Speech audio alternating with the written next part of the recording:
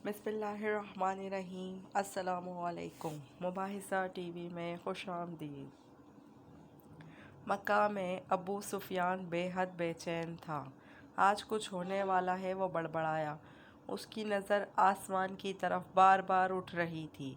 اس کی بیوی ہند، جس نے امیر حمزہ کا کلیجہ چبایا تھا، اس کی پریشانی دیکھ کر اس کے پاس آ گئی تھی۔ کیا بات ہے؟ کیوں پریشان ہو؟ ابو سفیان چونکا۔ کچھ نہیں، طبیعت گھبرا رہی ہے، میں ذرا گھوم کر آتا ہوں۔ وہ یہ کہہ کر گھر کے بیرونی دروازے سے باہر نکل گیا۔ مکہ کی گلیوں میں سے گھومتے گھومتے وہ اس کی حد تک پہنچ گیا تھا، اچانک اس کی نظر شہر سے باہر ایک وسیع میدان پر پڑی۔ ہزاروں مشعلیں روشن تھیں، لوگوں کی چہل پہل ان کی روشنی میں نظر آ رہی تھی، اور بھنبھناہٹ کی آواز تھی، جیسے سینکڑوں لوگ دھیمی آواز میں کچھ پڑھ رہے ہوں۔ اس کا دل دھک سے رہ گیا۔ اس نے فیصلہ کیا کہ وہ قریب جا کر دیکھے گا کہ یہ کون لوگ ہیں۔ اتنا تو وہ سمجھ ہی چکا تھا کہ مکہ کے لوگ تو غافلوں کی نیند سو رہے ہیں۔ یہ لشکر یقیناً مکہ پر چڑھائی کرنے آیا ہے۔ وہ جاننا چاہتا تھا کہ یہ کون ہے۔ وہ آہستہ آہستہ اونٹ لیتا اس لشکر کے کافی قریب پہنچ چکا تھا۔ کچھ لوگوں نے اس کو پہچان لیا تھا۔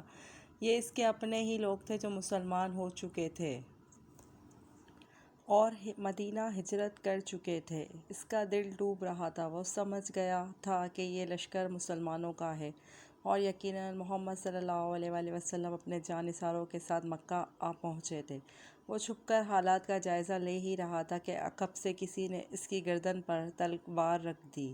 اس کا اوپر کا سانس اوپر اور نیچے کا نیچے رہ گیا۔ لشکر کے پہرے داروں نے اسے پکڑ لیا تھا اور اب اسے بارگاہ محمد صلی اللہ علیہ وآلہ وسلم میں لے جا رہے تھے۔ اس کا ایک ایک قدم کئی من کا ہو چکا تھا۔ ہر قدم پر اسے اپنے کرتوت یاد آ رہے تھے۔ جنگ بدر، احد، خندق، خیبر، سب اس کی آنکھوں کے سامنے ناچ رہی تھیں۔ اسے یاد آ رہا تھا کہ اس نے کیسے سرداران مکہ کو اکٹھا کیا تھا محمد کو قتل کرنے کے لیے، کیسے نجاشی کے دربار میں جا کر تقریر کی تھی کہ یہ مسلمان ہمارے غلام اور باغی ہیں، ان کو ہمیں واپس کر دو۔ کیسے اس کی بیوی ہندہ نے امیر حمزہ کو اپنے غلام حبشی کے ذریعے شہید کروا کر ان کا سینہ چاک کر کے ان کا کلیجہ نکال کر چبایا تھا، اور ناک اور کان کاٹ کر گلے میں ہار بنا کر ڈالے تھے، اور اب اسے اسی محمد صلی اللہ علیہ وآلہ وسلم کے سامنے پیش کیا جا رہا تھا۔ اسے یقین تھا کہ اس کی روایت کے مطابق اس جیسے دہشت گرد کو فوراً تحت کر دیا جائے گا۔ ادھر بارگاہ رحمت للعالمین صلی اللہ علیہ وآلہ وسلم میں اصحاب رضی اللہ تعالیٰ عنہ جمع تھے، اور صبح کے اقدامات کے بارے میں مشاورت چل رہی تھی کہ کسی نے آ کر ابو سفیان کی گرفتاری کی خبر دے دی۔ اللہ اکبر! خیمے میں نعرہ تکبیر بلند ہوا۔ ابو سفیان کی گرفتاری ایک بہت بڑی خبر اور کامیابی تھی۔ خیمے میں موجود عمر ابن خطاب اٹھ کر کھڑے ہوئے اور تلوار کو میان سے نکال کر انتہائی جوش کے عالم میں بولے، اس بدبخت کو قتل کر دینا چاہیے۔ شروع سے سارے فساد کی جڑ یہی رہا ہے۔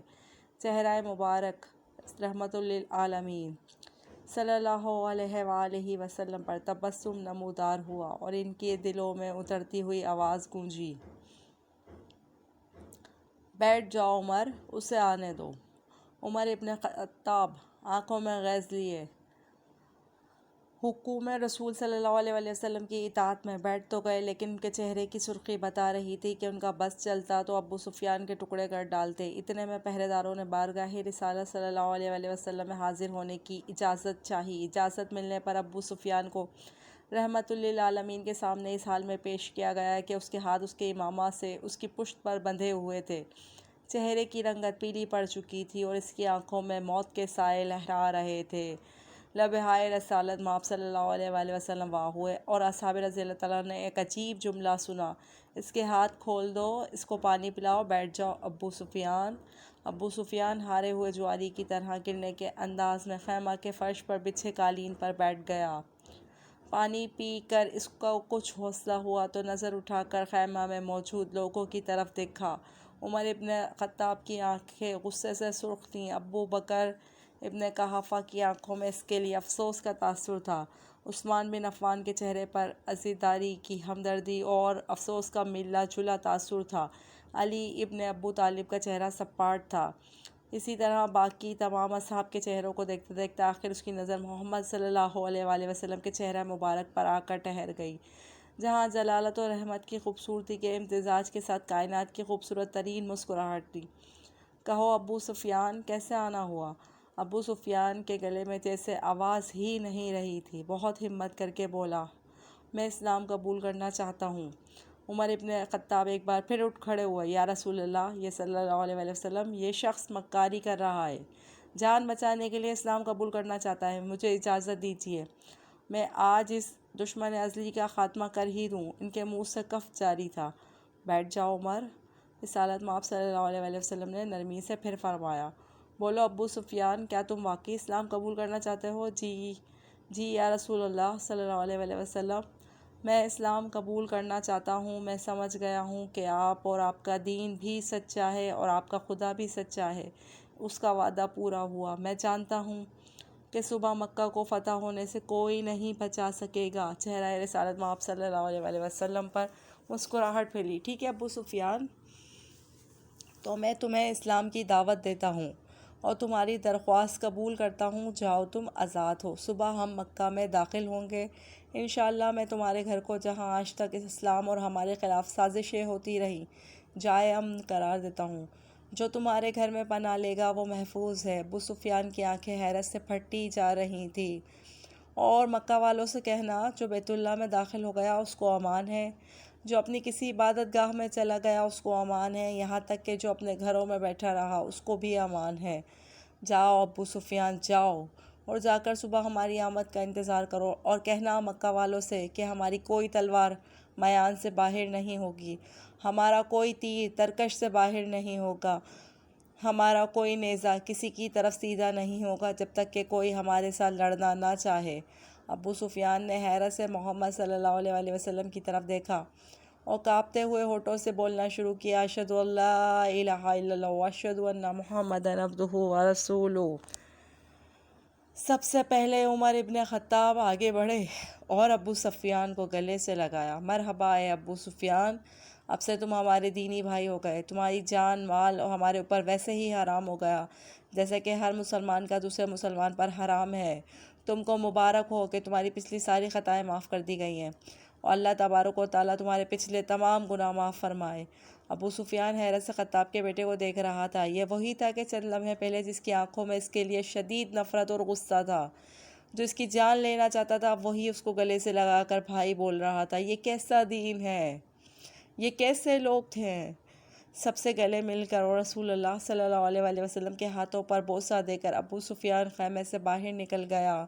وہ دہشت گرد ابو سفیان کے جس کے شہر سے مسلمان آج تک تنگ تھے، انہی کے درمیان سے سلامتی سے گزرتا ہوا جا رہا تھا، جہاں سے گزرتا اس اسلامی لشکر کا ہر فرد، ہر جنگجو، ہر سپاہی جو تھوڑی دیر پہلے اس کی جان کے دشمن تھے، اب آگے بڑھ کر اس سے مصافحہ کر رہے تھے، اسے مبارکباد دے رہے تھے، خوش آمدید کہہ رہے تھے۔ اگلے دن مکہ شہر کی حد پر جو لوگ کھڑے تھے ان میں سب سے نمایاں ابو سفیان تھا۔ مسلمانوں کا لشکر مکہ میں داخل ہو چکا تھا۔ کسی ایک تلوار، کسی ایک نیزے کی انی، کسی ایک تیر کی نوک پر خون کا ایک قطرہ بھی نہیں تھا۔ لشکر اسلام کو ہدایات مل چکی تھی، کسی کے گھر میں داخل مت ہونا، کسی کی عبادت گاہ کو نقصان مت پہنچانا، کسی کا پیچھا مت کرنا، عورتوں اور بچوں پر ہاتھ نہ اٹھانا، کسی کا مال نہ لوٹنا۔ بلال حبشی آگے آگے اعلان کرتا جا رہا تھا، مکہ والوں، رسول اللہ صلی اللہ علیہ وآلہ وسلم کی طرف سے آج تم سب کے لیے عام معافی کا اعلان ہے۔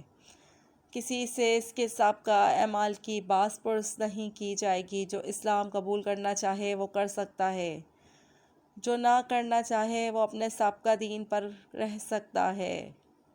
سب کو ان کے مذہب کے مطابق عبادت کی کھلی اجازت ہوگی، صرف مسجد الحرام اور اس کی حدود کے اندر بت پرستی کی اجازت نہیں ہوگی۔ کسی کا ذریعہ معاش چھینا نہیں جائے گا، کسی کو اس کی عرضی و جائیداد سے محروم نہیں کیا جائے گا۔ غیر مسلموں کے جان و مال کی حفاظت مسلمان کریں گے۔ اے مکہ کے لوگو،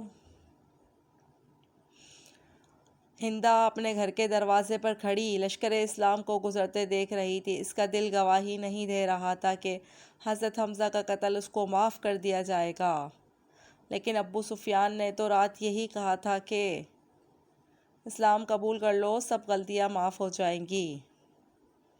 مکہ فتح ہو چکا تھا، بنا ظلم و تشدد، بنا خون بہائے، بنا تیر و تلوار چلائے، لوگ چوک در چوک اس آفاقی مذہب کو اختیار کرنے اور اللہ کی توحید اور رسول اللہ صلی اللہ علیہ وآلہ وسلم کی رسالت کا اقرار کرنے مسجد الحرام کے صحن میں جمع ہو رہے تھے، اور تبھی مکہ والوں نے دیکھا اس ہجوم میں ہندا بھی شامل تھی، اور یہ ہوا کرتا تھا اسلام، یہ تھی اس کی تعلیمات، یہ سکھایا تھا میرے رسول صلی اللہ علیہ وآلہ وسلم کی پیاری ذات نے۔ واللہ عالم۔ ویڈیو اچھی لگی ہو تو ویڈیو کو لائک اور شیئر ضرور کیا کریں، چینل کو ضرور سبسکرائب کریں، یہ آپ کی طرف سے ایک چھوٹا سا پیار ہوتا ہے ہمارے لیے، تاکہ آپ کے لیے اور بھی محنت سے ویڈیوز بنائیں۔ شکریہ۔